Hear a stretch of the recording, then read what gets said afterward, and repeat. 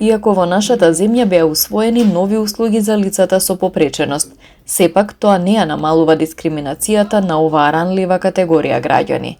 Тие се уште се соочуваат со недостаток на инфраструктура, добра и услуги. Детето со попреченост ги има истите желби и потреби, како и секое друго дете.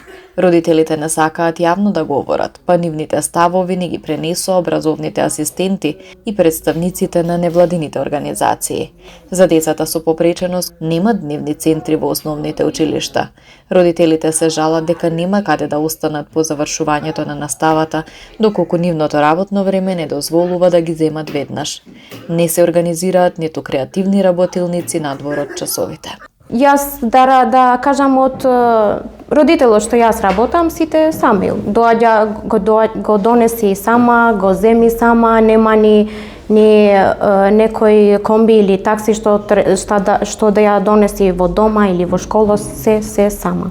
Нема некоја активност после училиштето. Сакаме да имаме некоја активност, пример да цртат или некоја занает што може да прават овие деца со некои другари да бидат, мислам, 5 ученици и со таа ученичка да работат некоја работа после училиштето.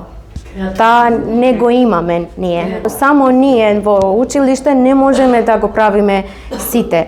Мислам, треба и другите, Министерството за труд да прави нешто за овие деца. Родителите многу се жалат и сака општина и Министерство за труд и социјална политика да им пружи еден центар каде ќе пристигуваат децава за цел ден, мислам, од школа, зашто и нивните родители се вработени и тие треба некој да се грижи за тие деца и затоа им треба еден центар каде што да биде центар, дневен центар. Иако они не чеат пред камера да кажат, меѓутоа ние ги знаеме сите тие тешкоти и проблеми они што ги имаат, зашто некој е од село, од Горни Весела, мислам од Бозовце и од Бродец, тие зеле под кирија куќа овдека за децата за да ги носат во ова, мислим, школа специјално што има во Лирија. Дефектологот Милица Серафимовска вели дека лицата со попреченост се дискриминирани во многу области и смета дека генерално треба многу работа на терен и сензибилизација на целокупната околина. За правата на оваа категорија треба да се залагаат и институциите, а не само невладиниот сектор. Треба многу вложување и треба многу работа. Не може да се сведе само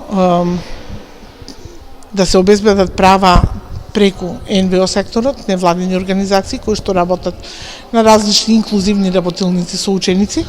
За среќа има такви организации кои што се занимаваат со ангажирање, односно вклучување на лицата во различен вид на активности и проекти. Малку повеќе треба и локалната средина да се заангажира, па да почнеме да работиме сите заедно на воспоставување на еден систем и поддршка на семејствата. Сметам дека семејствата, односно лицата, се дискриминирани во многу сегменти, од делот на слободно време, од делот на инфраструктура, од делот на користење рампи, од пристапност на многу нивоа. Меѓутоа, сметам дека многу работа има на терен, многу треба да работиме, а ги повикувам и општествено одговорните компании да инвестираат, зашто сите имаат право на еднаков пристап во општеството и на еднакво учество. Од општина Тетово велат дека наскоро треба да започне со работа Совет за социјална заштита, кој треба да започне да работи на подобрување на условите за ранливите категории граѓани, вклучително и децата со попреченост. Значи во тој дел веќе имаме план за да сите општински институции, значи општината, другите предпријатија, училиштата да имат услови за да децата бидат дел од сите активности на кои ќе организира општината. Во тој дел веќе се работи за да во рамките на училиштата, тоа прво помина да училиштето Лирија и Кикиш да имат специјално како единица, не знам, или одел кој ќе им помогне и на другите училишта за да се развие овој концепт на инклузија со тоа да повеќе деца бидат вклучени во образовниот процес и во сите други активности.